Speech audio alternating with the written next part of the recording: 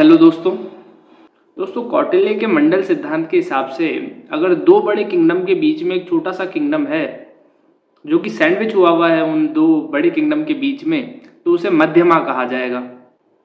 अब ये जो मध्यमा स्टेट है, इसके साथ जिस भी बड़े किंगडम की अच्छी दोस्ती होगी, अच्छे रिलेशन होंगे, कभी भी उन दो बड़े किंगडम के आपस में फाइट हो जाए तो उस किंगडम को फायदा होगा जिसके इस मध्यमा किंगडम के साथ अच्छे रिलेशन है। अब इसको हम अगर समझें आज की पॉलिटिक्स के हिसाब से, तो इंडिया और चाइना दो बड़े किंगडम हैं, इनके बीच में सैंडविच हुआ मध्यमा स्टेट है नेपाल। और नेपाल के साथ जिस भी देश के अच्छे रिलेशन होंगे, कभी भी अगर हमारा कॉन्फ्लिक्ट हो जाए चाइना के साथ और अगर इंडिया के अच्छे रिलेशन है नेपाल के साथ, तो इंडिया को बहुत फायदा होगा। तो इसी कंटेक्स्ट में दोस्तों आज हम बात करने वाले हैं इंडिया और नेपाल के रिलेशंस की। तो सबसे पहले दोस्तों आप आपकी स्क्रीन पे देखें, आपको नजर आ रहा है इंडिया और नेपाल का मैप नजर आ रहा है। इसमें चाइना भी है, गया। तो दोस्तों आप देखें इसकी लोकेशन को कि नेपाल दो बड़े किंगडम के बीच में एक बफर स्टेट है। तो ये बिल्कुल कौटिल्य के मंडल सिद्धांत पे फिट बैठता है।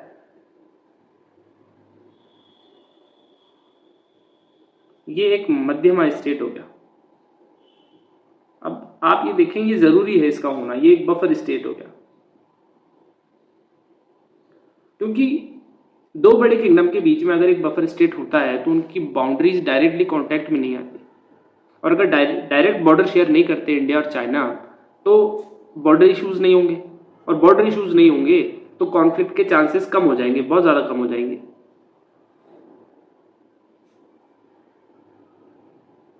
कॉन्फ्लिक्ट के चांसेस कम हो जाएंगे, इसलिए एक बफर स्टेट का होना बहुत जरूरी है।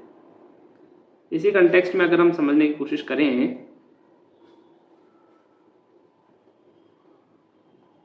तो देखिए दोस्तों, कई समय पहले यहां पर एक अलग इंडिपेंडेंट देश हुआ करता था जिसको बोलते थे तिब्बत। चाइना ने उसको एनेक्स कर लिया अपने अंडर में 1951 में। तो पहले वो एक इंडिपेंडेंट देश हुआ करता था, और जब तक तिब्बत एक अलग देश हुआ करता था, इंडिया और चाइना की डायरेक्ट कोई बॉर्डर शेयर नहीं करते थे, और इसलिए हमारे डिस्प्यूट्स भी कम थे।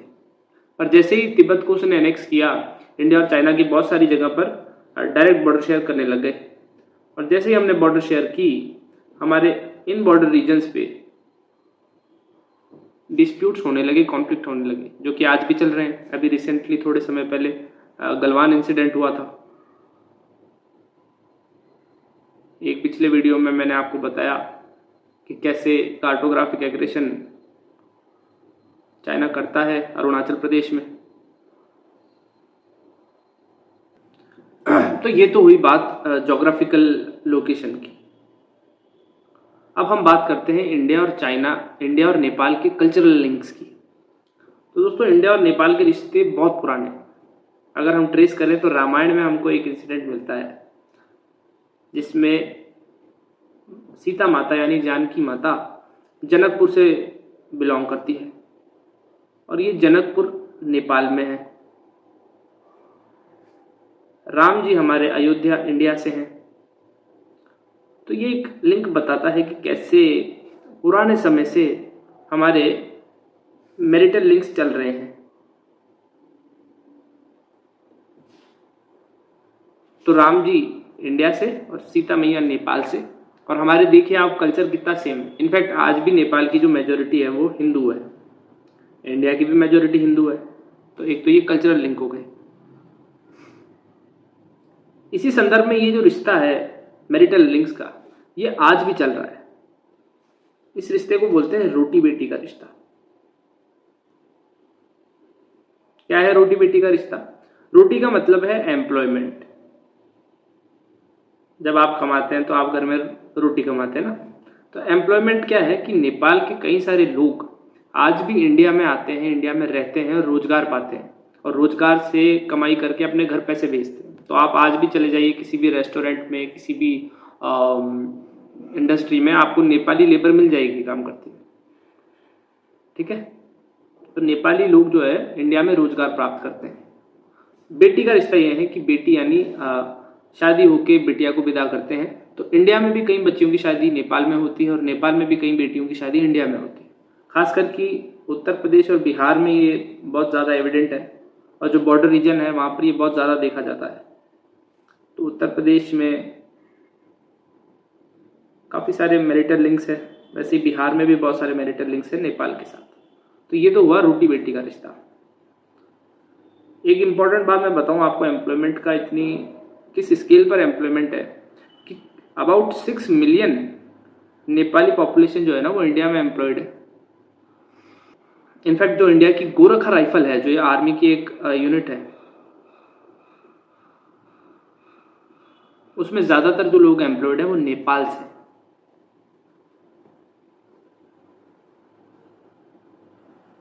गोरखा राइफल जो आर्मी की यूनिट है उसमें जो भी एम्प्लॉयड लोग हैं, जो भी सैनिक हैं, वो ज़्यादातर नेपाली हैं। तो ये एक रोटी बेटी का रिश्ता है इंडिया और नेपाल के साथ। ठीक है, अब हम आगे बढ़ते हैं।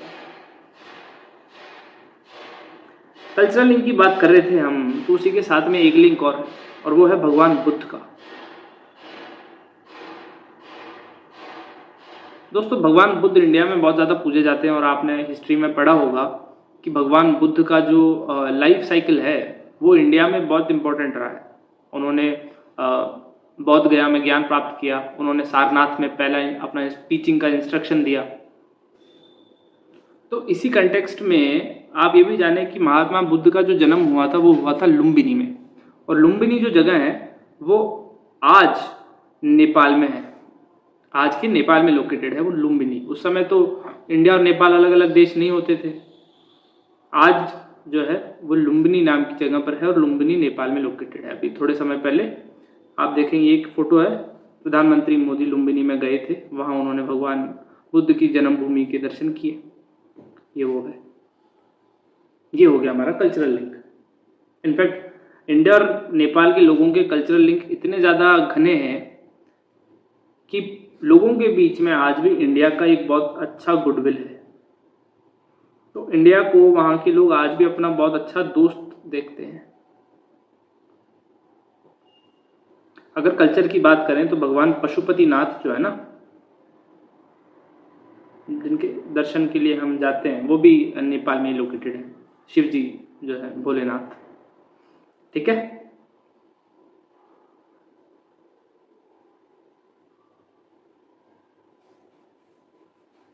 अब हम बात कर रहे थे गुडविल की। गुडविल का एक बहुत अच्छा एग्जाम्पल इस बात से हम लगा सकते हैं कि 2015 में जब नेपाल में अर्थक्वेक आए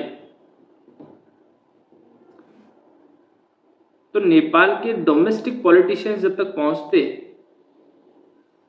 डोमेस्टिक गवर्नमेंट जब तक कुछ एक्शन लेती, उससे पहले आधे घंटे के अंदर with in 30 minutes Indian army वहां पहुंच गई और इंडियन आर्मी ने वहां जाकर के रिलीफ ऑपरेशन चालू कर दिया। इनफैक्ट वहां की गवर्नमेंट को जब तक पता लगता तब तक हमने अपने रिलीफ ऑपरेशन चालू भी कर दिए थे। तो इतना अच्छा रिलेशन इंडिया और नेपाल के साथ है और इसी वजह से, इस फास्ट रेस्पॉन्स की वजह से नेपाल के लोगों में इंडिया की और इंडियन आर्मी की बहुत अच्छी गुडविल आज भी है। तो ये हम समझे। अब अपन थोड़ा सा बात करते हैं मॉडर्न हिस्टोरिकल टाइज की, मॉडर्न समय में। दोस्तों, 1947 में इंडिया आज़ाद हुआ। नेपाल का भी कॉलोनी था नहीं, एक प्रोटेक्टरेट था। अब इंडिया को पहले रूल करते थे ब्रिटिश इंडियन एम्पायर, और ये जो ब्रिटिश इंडियन एम्पायर था इसने नेपाल के किंगडम के साथ 1816 में एक ट्रीटी की थी। ट्रीटी का नाम है ट्रीटी ऑफ सुगौली। ये ट्रीटी जो है ये एक बहुत इंपॉर्टेंट ट्रीटी है क्योंकि ये डिफाइन करती है कि क्या इंडिया और नेपाल के बीच के बॉर्डर्स हैं।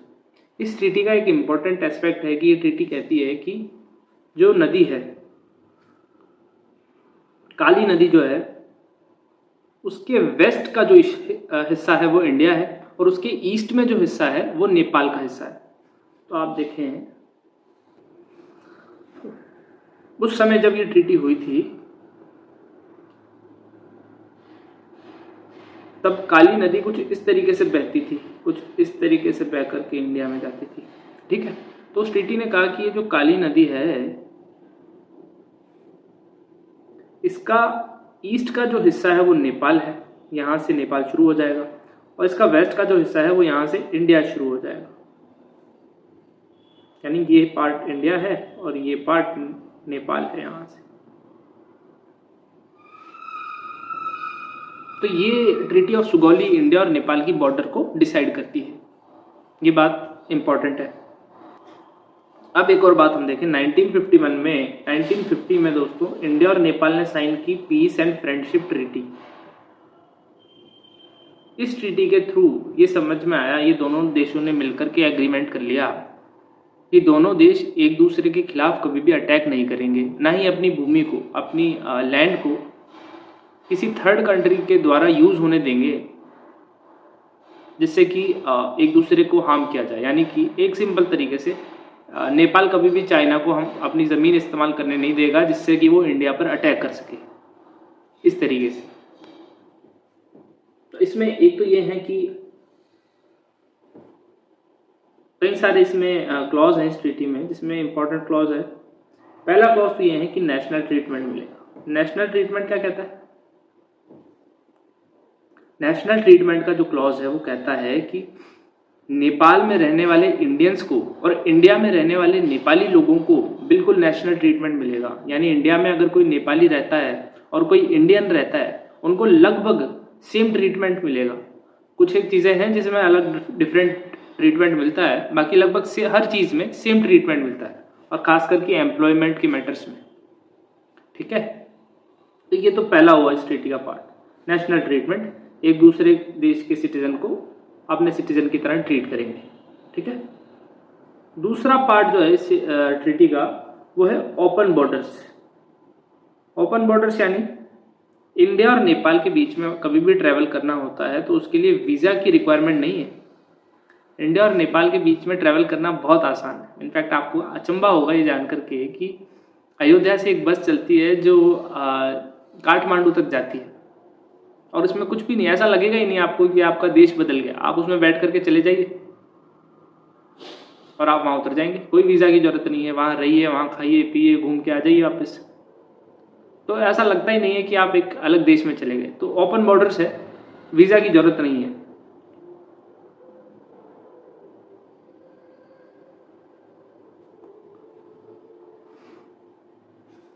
तीसरी इंपॉर्टेंट जो बात है वो है कंसेंट बिफोर वेपन।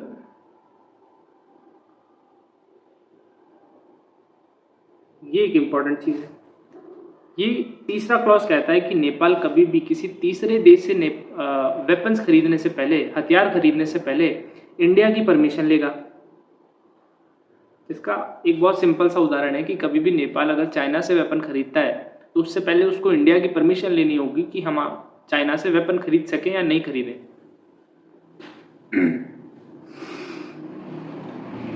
तो ये तीन चीजें हमें समझ में आई।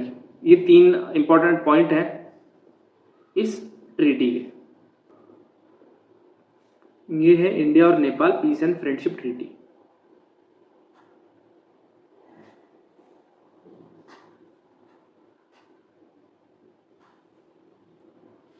अब दोस्तों हम बात करते हैं ज्योग्राफिकल लोकेशन की और ट्रेड की। तो नेपाल की जिस तरीके से लोकेशन है, यहाँ नेपाल है और यहाँ हिमालयज है।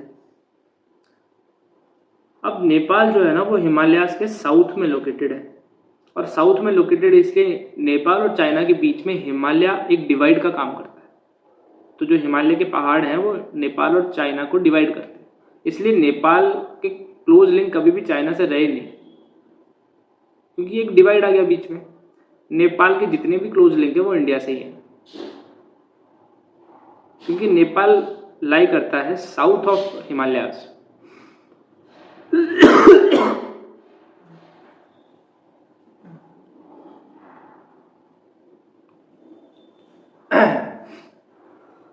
और इसीलिए आप देखें, अगर नेपाल को कभी भी किसी ट्रेड रूट की जरूरत पड़े, नेपाल को कभी भी ट्रेड करना है, मान लो सी कोस्ट पर ट्रेड करना है, नेपाल को पेट्रोल मंगाना है या कुछ भी करना है ट्रेड, तो नेपाल इंडिया पे डिपेंडेंट है उसके लिए। अगर मान लीजिए नेपाल को सी कोस्ट से कोई ट्रेड करना है तो नेपाल इंडिया के थ्रू ही जा सकता है, क्योंकि नेपाल लैंड लॉक है इंडिया और चाइना के बीच, और चाइना से ट्रेड हो नहीं सकता। ट्रेड हो सकता है मतलब डायरेक्ट ट्रेड नहीं हो सकता, एयर रूट के थ्रू हो सकता है, बाकी डायरेक्टली ऐसे कोई ट्रेड नहीं हो सकता। लैंड रूट के थ्रू इंडिया में, और फिर इंडिया के ही किसी कोस्ट के थ्रू नेपाल एक्सपोर्ट या इंपोर्ट कर सकता है। नेपाल का इनफैक्ट ज़्यादातर जो भी इंपोर्ट है ना, लगभग सारा इंपोर्ट इंडिया से ही होता है। नेपाल का 90% से ज़्यादा क्रूड ऑयल जो है वो इंडिया से इंपोर्ट होता है। नेपाल का ऑलमोस्ट ओवरऑल 90% से ज़्यादा इंपोर्ट हर चीज़ में, इंडस्ट्रियल गुड्स में, नेसेसरी गुड्स में, उनके कंज्यूमर गुड्स में, उनके FMCG गुड्स जो होते हैं, फास्ट मूविंग कंज्यूमर गुड्स, वो सारे इंपोर्ट इंडिया से ही होते हैं। तो इसलिए नेपाल के लिए इंडिया बहुत इम्पोर्टेंट है। इनफैक्ट नेपाल की इंपोर्ट डिपेंडेंसी है इंडिया के ऊपर, और ये नेचुरल सी बात है कि नेपाल का और इंडिया का बहुत ज़्यादा ट्रेड सरप्लस है नेपाल के साथ। ठीक है, अब हम बात करते हैं नेपाल और इंडिया के बीच में कुछ सीरियस डिस्प्यूट्स हैं, उनके बारे में। क्या डिस्प्यूट्स हैं दोस्तों? नेपाल में हमेशा पॉलिटिकल इनस्टेबिलिटी रही है ना।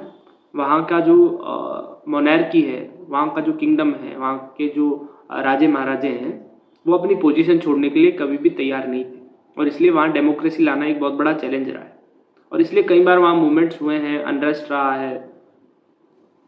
इसलिए नेपाल में पॉलिटिकल इनस्टेबिलिटी हमेशा बनी रही है। अभी 2015 में नेपाल में नया कॉन्स्टिट्यूशन बनाया गया। कॉन्स्टिट्यूशन के थ्रू अब वहाँ एक डेमोक्रेसी है। अब इस कॉन्स्टिट्यूशन में एक बहुत बड़ी गलती हुई नेपाल के कॉन्स्टिट्यूएंट असेंबली से। ये देखिए आपकी स्क्रीन पर नेपाल दिखाई दे रहा है। इसका जो तराई रीजन है, ये जो नीचे वाला रीजन है जो ऑरेंज कलर में है, ये वाला जो रीजन है, ये तराई रीजन है नेपाल का। इसमें जो लोग रहते हैं वो है मधेसी लोग रहते हैं यहाँ। ठीक है, ओवरऑल इनकी पॉपुलेशन लगभग 30% है नेपाल में। पर जब नेपाल को कॉन्स्टिट्यूएंट असेंबली द्वारा बांटा गया अलग अलग सीट्स में, तो वो कुछ इस तरीके से बांटा गया, इस तरीके से अलग अलग स्टेट्स में बांटा गया। जैसे इंडिया में बहुत सारे स्टेट्स हैं ना, वैसे नेपाल को अलग अलग स्टेट में कुछ इस तरीके से बांटा गया। और जिस तरीके से बांटा गया, आप ये देखो, हर स्टेट में, लगभग हर स्टेट में जो मधेसी है वो माइनॉरिटी बन गए। तो इस वजह से, जबकि ओवरऑल 30% सीट्स उनको मिलनी चाहिए थी, पॉपुलेशन के हिसाब से अगर हम देखें तो 30% सीट उनको मिलनी चाहिए थी, पर इस तरीके से नहीं बांटा गया। हर स्टेट में, लगभग 7 स्टेट में बांटा गया था। 7 में से जो 6 स्टेट्स हैं उसमें इनको माइनॉरिटी बना दिया, और इसलिए इनको ज़्यादा पॉलिटिकल और इकोनॉमिकल पावर नहीं दी गई। और एक जो स्टेट है वहाँ ओनली ये मेजोरिटी में है। तो कुछ इस तरीके से डिवाइडेड है ये, इस तरीके से। तो सिर्फ इस स्टेट में जो है ना ये मेजोरिटी में है, बाकी सारे स्टेट में, इसमें इन सभी स्टेट में जो है ये माइनॉरिटी में है। अब ये जो मधेसी लोग हैं ना, इनका इंडिया के साथ, आप देखो लोकेशन इसकी कहाँ पर है, तो ऑब्वियसली इनका इंडिया के जो लोग हैं उनके साथ बहुत क्लोज रिलेशन है। तो इसलिए इंडिया इनके हकों के लिए, इनके सिविल और पॉलिटिकल राइट्स के लिए बहुत ज़्यादा अवेयर है। इसलिए 2015 में जो कॉन्स्टिट्यूशन आया और जिसने मधेसियों का इकोनॉमिक और पॉलिटिकल अपलिफ्टमेंट नहीं किया, उससे इंडिया थोड़ा सा नाराज़ है नेपाल के साथ। और इसलिए उस कॉन्स्टिट्यूशन के आने के बाद इन मधेसियों ने नेपाल में प्रोटेस्ट भी किए थे, और अनरेस्ट भी हुआ था, वहाँ थोड़ी सी आगजनी भी हुई, हिंसा भी हुई नेपाल में। तो ये एक मधेसी डिस्प्यूट है। तो इंडिया आज भी इस मामले में डिमांड करता है नेपाल से कि मधेसियों को उनके हक दिए जाए, पावर शेयरिंग की जाए, उनको उनके सिविल पॉलिटिकल राइट्स दिए जाए, और ये इंडिया की डिमांड है नेपाल से। जब मधेसियों ने नेपाल में प्रोटेस्ट किए, बंद किए, स्ट्राइक्स की, थोड़ा बहुत वायलेंस भी हुआ, तो उस समय नेपाल के गवर्नमेंट ने इंडिया के ऊपर एलिगेशन लगाया कि ये सारे दंगे, ये सारे स्ट्राइक, ये सारे प्रोटेस्ट जो है ना वो इंडिया भड़का रहा है नेपाल के अंदर। तो ये इंडिया और नेपाल के बीच में एक डिस्प्यूट का पॉइंट बन गया जो आज भी जारी है। अब हम आगे देखें, एक डिस्प्यूट और है। एक डिस्प्यूट है लैंड को लेकर के। अभी थोड़े समय पहले नेपाल में जब केपी शर्मा ओली की गवर्नमेंट थी, केपी शर्मा ओली नेपाल की जो कम्युनिस्ट पार्टी ऑफ नेपाल है उसके प्राइम मिनिस्टर थे, जो नेपाल में थे अभी। उन्होंने आर्ग्यू किया कि ये जो इंडिया और नेपाल की बॉर्डर है ना, इस पे इंडिया ने नेपाल के कुछ गांवों को अपने अंडर में ले रखा है। जैसे कुछ इस तरीके से देखें आप, ये इंडिया और नेपाल है, यहाँ नेपाल और उत्तराखंड की बॉर्डर है। तो यहाँ नेपाल के प्राइम मिनिस्टर ने अपना एक आर्गुमेंट दिया कि बॉर्डर जो है ना वो इस तरह से नहीं है, बॉर्डर कुछ इस तरीके से है। और ये वाला जो रीजन है ये इंडिया ने इलीगली अपने अंडर में ले रखा है। और यहाँ पे इम्पोर्टेंट जो गांव है मैं बताऊं आपको, उनका नाम है, मतलब जगहों का नाम है लिम्पियाधुरा, लिपुलेख, लिम्पियाधुरा, लिपुलेख और काला पानी।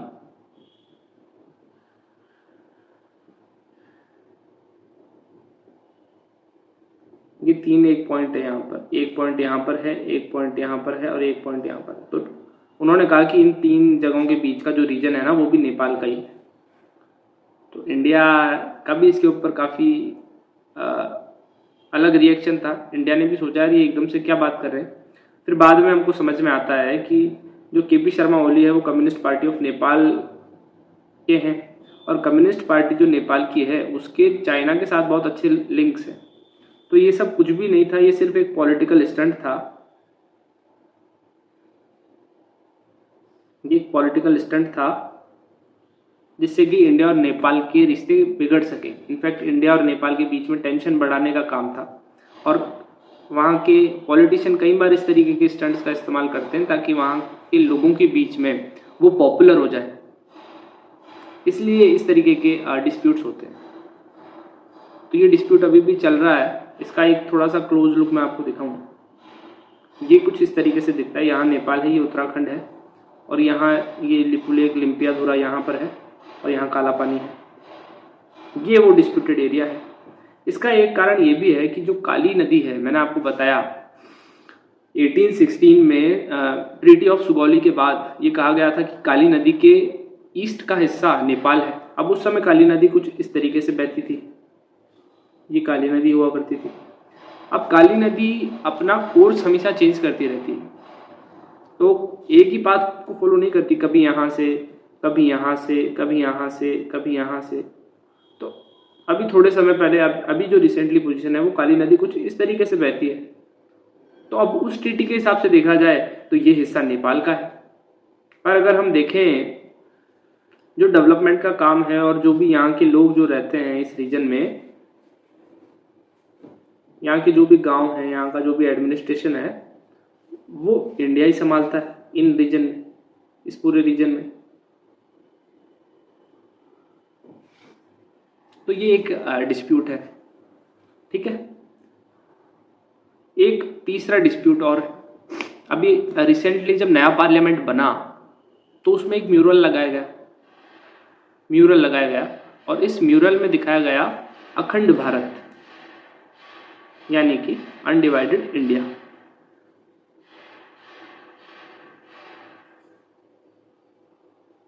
अखंड भारत, अनडिवाइडेड इंडिया। अब कई बार हमारे इंडिया के पॉलिटिशियन भी कहते हैं कि हम एक अखंड भारत बनाएंगे। अब इस अखंड भारत में जो है ना वो नेपाल को, बांग्लादेश को, इधर नेपाल को, इधर भूटान को, पाकिस्तान को अपना हिस्सा दिखाया जाता है। तो अब नेपाल के लिए टेंशन है कि यार फ्यूचर में कहीं इंडिया हमें अपने अंडर में मिला ले, कहीं हमारे ऊपर इंडिया अटैक तो नहीं कर देगा, हमारी सॉवरेनिटी खत्म तो नहीं कर देगा। तो ये भी एक इशू है इंडिया और नेपाल के बीच में। इस मैप को लेकर के, इस म्यूरल को लेकर के काफ़ी नेपाल की तरफ से काफ़ी रिएक्शन आए थे, काफ़ी वहाँ के पॉलिटिशियन ने काफ़ी क्रिटिसाइज़ किया था कि ये किस तरीके का मैप आप आपके पार्लियामेंट में लगा रहे हैं।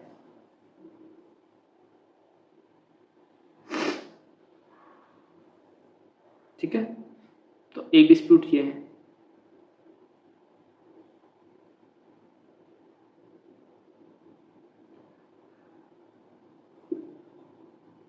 एक बहुत इम्पोर्टेंट जो एंगल है वो है नेपाल और इंडिया के रिलेशन के बीच में, वो है चाइना एंगल।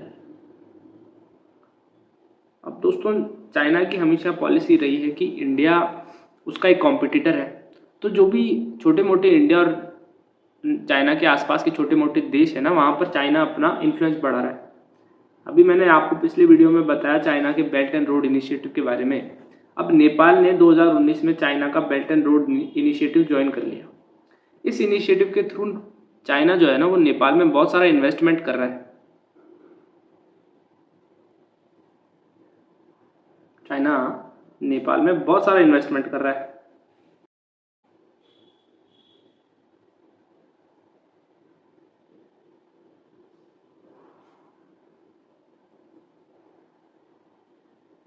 और ये इन्वेस्टमेंट भी ऐसा सिंपल इन्वेस्टमेंट नहीं होता है। चाइना इन देशों को, और अभी हम बात कर रहे हैं नेपाल की, तो चाइना नेपाल को बहुत सारा लोन देगा, इतना सारा लोन देगा जो कि नेपाल कभी चुका ही नहीं पाएगा। ऐसा चाइना ने श्रीलंका के साथ भी किया, पाकिस्तान के साथ भी किया, और भी छोटे मोटे देशों के साथ कर रहा है। और जब नेपाल या कोई सा भी छोटा देश चाइना को वापस वो लोन चुका नहीं पाएगा, तो चाइना वहाँ की एक टेरिटरी को कैप्चर कर लेगा।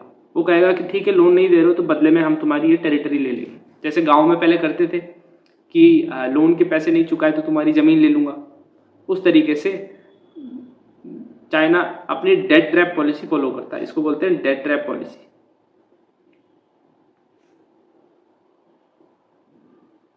तो एक ये भी कंसर्न है इंडिया और नेपाल के बीच में। इसके अलावा नेपाल में एक बहुत ज़्यादा इशू है कि नेपाल जो है ना, वो थोड़ा सा ऊपर की साइड में है, और नेपाल ऊपर है तो कई सारी जो नदियां हिमालय से इंडिया में आती है, उनसे पानी बहुत ज़्यादा आता है, और उससे जो है ना हाइड्रो इलेक्ट्रिसिटी,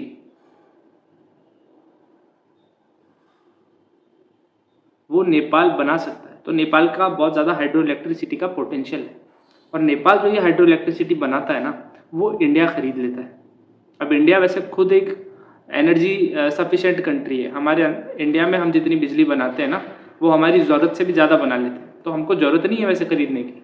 पर यह हमारी फॉरेन पॉलिसी का एक ऑब्जेक्टिव है कि नेपाल को खुश करने के लिए हम उनकी हाइड्रो इलेक्ट्रिसिटी को खरीद लेते हैं। इनफैक्ट कहीं बहुत सारे नेपाल की जो डैम्स वगैरह हैं, हाइड्रो इलेक्ट्रिसिटी प्रोजेक्ट्स हैं ना, उनको इंडिया फंड भी कर रहा है, वहाँ इन्वेस्टमेंट भी कर रहा है, और उनको टेक्नोलॉजी भी प्रोवाइड करा रहे हैं। ठीक है, तो नेपाल का इस संदर्भ में नेपाल का जो बड़ा कंसर्न है ना, नेपाल का एक बहुत बड़ा कंसर्न ये है कि इंडिया की तरफ से बहुत ज़्यादा डिले होते हैं। इंडिया टाइम पर पैसे नहीं दे रहा है, या टाइम पर जो है प्रोजेक्ट स्टार्ट नहीं हो रहे हैं, वो डिले जो है इंडिया की तरफ से बहुत ज़्यादा है। तो बड़े बड़े फॉरेन पॉलिसी के एक्सपर्ट्स इस ओपिनियन के हैं कि इंडिया और नेपाल के बीच में डिले नहीं होना चाहिए। इंडिया को एक प्रोएक्टिव स्टेप फॉलो करना चाहिए, और इस डिले को कम से कम करें, ताकि नेपाल के और इंडिया के बीच में ट्रस्ट बने। अभी थोड़े ही समय पहले नेपाल के नए प्रधानमंत्री पुष्प कमल दहल प्रचंडा, इनका नाम है पुष्प कमल दहल प्रचंडा, और ये इंडिया में आए थे, इंडिया में विजिट किया इन्होंने, और प्रधानमंत्री मोदी ने एक हिट फॉर्मूला दिया इंडिया और नेपाल के रिलेशन के बीच में। इंडिया और नेपाल रिलेशन के लिए एक हिट फॉर्मूला दिया। हिट फॉर्मूला क्या कहता है? हाईवे, आईवे और ट्रांसवेज, 3 तरीके से इंडिया और नेपाल आगे बढ़ेंगे, और ये एक हिट फॉर्मूला दिया इंडिया और नेपाल के बीच में। तो दोस्तों, आज के वीडियो लेक्चर में हमने थोड़ा सा इंडिया और नेपाल के बारे में जानने की कोशिश की है। अगर ये वीडियो आपको अच्छी लगी हो तो इसको लाइक ज़रूर कीजिएगा, और चैनल को सब्सक्राइब ज़रूर करना। थैंक यू दोस्तों।